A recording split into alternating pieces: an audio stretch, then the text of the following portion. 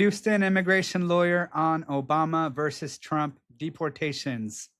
So this is a topic that we see in the media these days with the crackdown on immigration and the increased numbers of deportations. But would you be surprised if I told you that Obama deported more people than Trump? That's true. And we see this in the way that they're going about it. So Obama, he set up a series of priorities, prioritizing those that had criminal records, those that had prior deportations, to target them in targeted enforcement actions. So that means that they found somebody who had already been deported and was back in the country, or they found somebody who had a criminal record. They found out where they lived, where they worked, and they went out to arrest that person and deport them. And that is compared to a lot of what we're seeing now is a dragnet enforcement process where they're just going after anybody that they encounter that does not have legal status.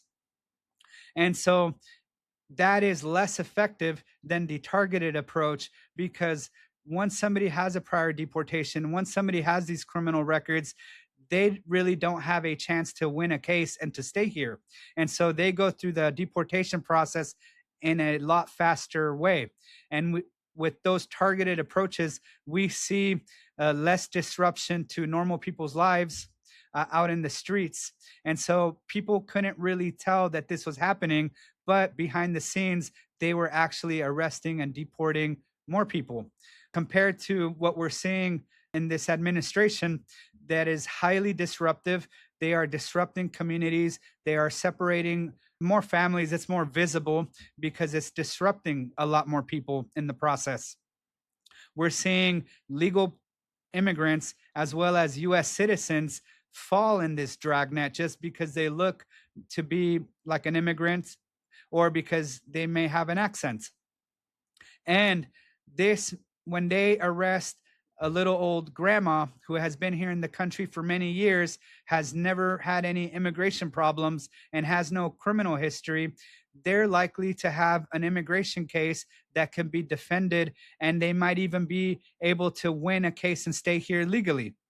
So that means that the immigration court system gets backlogged, the immigration detention centers get filled up, the immigration deportation officers are arresting people while other criminals that are dangers to the community or have already been deported are less of a priority.